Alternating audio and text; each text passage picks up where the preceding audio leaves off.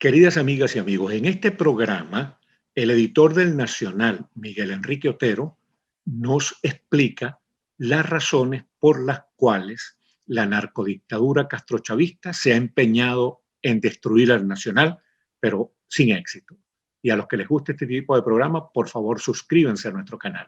Bienvenidas, queridas amigas y amigos, a Bienvenidos Venezolanos TV. Hoy vamos a conversar con un venezolano muy recio, de mucha presencia en la opinión pública durante las últimas décadas. Se trata de Miguel Enrique Otero Castillo.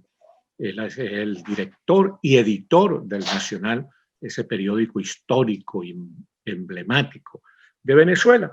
Él estudió, si mal no recuerdo, él estudió matemáticas en la Universidad Central de Venezuela, después hizo un posgrado en la Sorbona de París, ha sido vicepresidente del bloque de prensa de Venezuela, presidente del Grupo de Diarios de América, directivo de la Sociedad Interamericana de Prensa y también de la Asociación Mundial de Periódicos y Editores de Noticias. Miguel Enrique Otero, un hombre de mucho pedigrí, de una gran estirpe, hijo nada más y nada menos de dos ilustres venezolanos, el escritor Miguel Otero Silva y la inolvidable dirigente cultural María Teresa Castillo. Bienvenido, Miguel. Gracias por tus palabras. Un gran placer estar aquí en tu programa. Gracias, hermano. Ahora, Miguel, cuéntanos un poco para que la gente se entere, como este programa se dispersa por las más de 60 ciudades del mundo en las cuales están los venezolanos, cuéntanos un poco sobre todo para que las nuevas generaciones entiendan lo que ha significado el Nacional para la opinión venezolana en las últimas 6 o 7 décadas. El Nacional se fundó en 1943. Lo fundó mi padre y mi abuelo, Miguel Otero Silva y Enrique Otero Vizcarrondo. Mi padre tenía un periódico humorístico muy exitoso que se llamaba El Morrocoy Azul. Y, ¿cómo no? Allí estaban Andrés Eloy Blanco y Leoncio Martínez, todos los grandes humoristas de la época. Él dirigía ese periódico, era el dueño del periódico, pero claro, en aquella época, estamos hablando de 1940. Entonces mi abuelo le dijo, mira, tú eres demasiado bueno para estar haciendo esa cosa. Yo te voy a comprar una rotativa. Entonces se fue a Boston, donde había un periódico nazi que lo habían cerrado, porque era nazi, Segunda Guerra Mundial. Entonces compró la rotativa y se la llevó a Venezuela y montaron el Nacional. Montó el Nacional, mi abuelo era industrial y mi padre era periodista. Entonces ese es un periódico que empezó, porque mi papá tenía muchos conocimientos de periodismo moderno, empezó revolucionando el periodismo. En esa época los fotógrafos eran aficionados, los periodistas no firmaban, era todo como una cosa del siglo XIX. Entonces él obligó a los demás periódicos también a profesionalizarse, porque profesionalizó el periodismo e incorporó todas las cosas digamos, modernas del periodismo en la primera página, etcétera. Y bueno, generó una revolución en el periodismo. Ahora, es un periódico que desde el primer momento tuvo un papel literario, único periódico en América que tenía un papel literario, y siempre se convirtió en un medio de comunicación para apoyar a la cultura, a los artistas, en las discusiones intelectuales, etc. Y fue un periódico siempre muy combativo, siempre batallando contra los gobiernos, porque en Venezuela, democracia incipiente, cuando es democracia, prometen y no cumplen, y el Nacional era como el instrumento de batalla donde era control de los gobiernos. Y bueno, vigilancia ciudadana. Pues. Exacto. Fue creciendo y convirtiéndose en lo que es una referencia internacional, una referencia mundial del periodismo. Y bueno, hasta que estamos en este momento, en esta época, que es una época terrible, donde tenemos un régimen que tiene como objetivo acabar con el periodismo y acabar con los medios de comunicación. Pero ahí seguimos, aunque sea en la página web, porque nos impidieron comprar papel y por supuesto seguiremos y en algún momento esto terminará de alguna forma y publicaremos el titular: Venezuela regresa a la democracia y resurgiremos como el ave fénix. Yo de eso no tengo la menor duda. No, los venezolanos tampoco tenemos ninguna duda en eso, pero vale la pena, Miguel, que recorramos un poco algunas cosas importantes con el que hizo el Nacional, así como el papel literario, que es algo propio del Nacional y que los demás periódicos afortunadamente fueron copiando. el Nacional creó, si mal no recuerdo, el ombudsman para defender a sus lectores. Correcto. Creó, sí, el Nacional tuvo durante décadas la caricatura de Zapata que marcó época en Venezuela. El Nacional tenía una página de opinión sumamente valiosa. El Nacional fue dirigido por algunos de los intelectuales más modélicos de Venezuela. ¿Podríamos hablar un poco de esas cosas?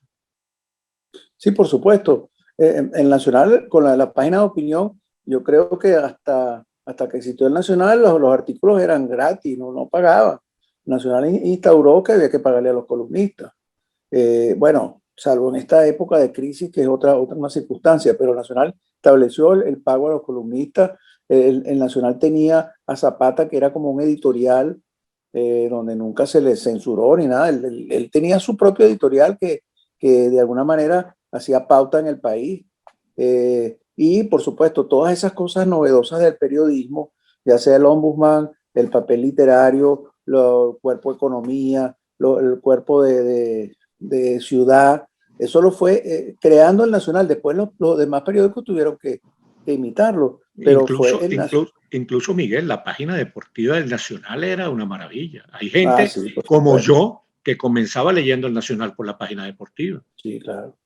Y bueno, era el periódico del país, porque nosotros hacíamos el 3 de agosto, que es el aniversario del periódico, se hacía una gran edición donde se convocaba a los intelectuales más importantes, a los pensadores, digamos, al pensamiento, para hacer unos números extraordinarios, aniversarios temáticos que eran unas publicaciones maravillosas. Y eso está acompañado de un agasajo que hacíamos donde al final iban 30.000 personas, una cosa de loco.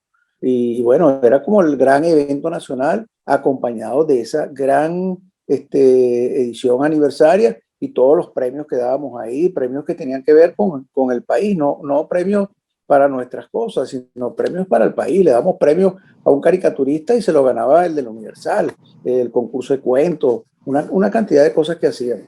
Yo creo que si hay algún medio que ha representado al país y que es parte de la historia del país es el Nacional, porque todas las grandes discusiones pasaron por el Nacional.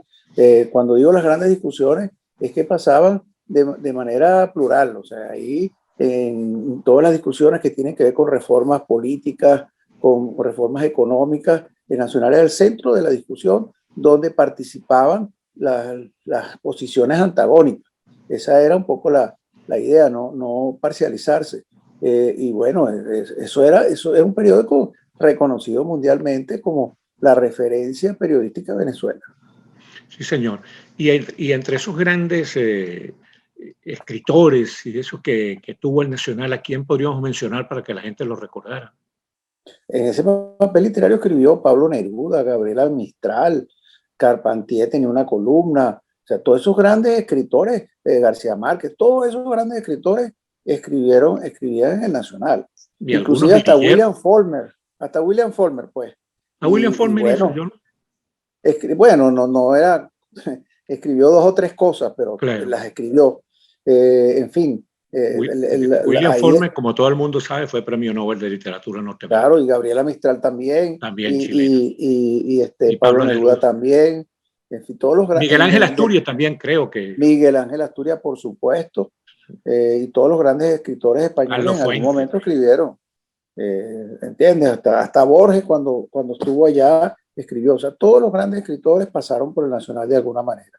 O sea, Y algunos como Arturo Uslar Pietri dirigieron el periódico. Uslar Pietri lo dirigió durante 10 años, fue director durante 10 años. En fin, y Ramón J. Velázquez también. Yo creo que Uslar fue 5 años y Ramón J. Velázquez fue 10. Pero, en fin, todos esos grandes intelectuales de alguna manera participaron, porque el primer director nacional fue Antonio Aníbal Array, ¿no? Blanco. Antonio Array, perdón. Antonio Array. Antonio Array fue el primer director del Nacional. Entonces, ahí siempre, por el Nacional pasaron todos esos grandes intelectuales. Ahora fíjate tú, Miguel, la gente, ¿cómo derivaste tú hacia el protagonismo en el Nacional, hacia el periodismo, hacia la condición de editor, porque todo el mundo pensaba que por tu vocación científica tú te ibas a dedicar a eso, a la investigación científica.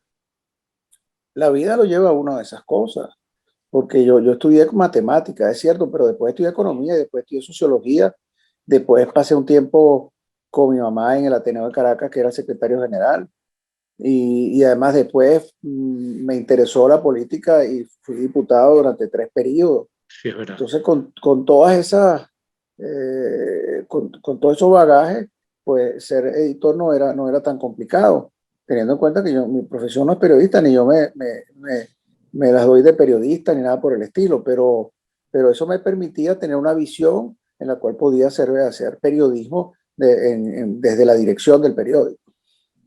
Ahora, el periódico que tuvo esa vida tan rutilante, tan influyente, tan orientadora de la opinión venezolana, de pronto tuvo que enfrentar quizás el más terrible de su desafío, que es este de la narcodictadura castrochavista. Comenzó a ser acosado, a negársele el papel para la impresión, todas esas cosas. ¿Cómo fue ocurriendo eso? Es que estas son dictaduras distintas a las tradicionales, porque, por ejemplo, nosotros, yo no estaba ahí, pero sobrevivimos a Pérez Jiménez, Claro. porque la dictadura de Pérez Jiménez aplicaba lo que llamaban censura previa. Entonces se podía convivir. Había un señor ahí del gobierno con un creyón que iba censurando las cosas que no debían salir. Entonces tú le podías llevar cualquier cosa. Él le ponía, lo tachaba y no salía.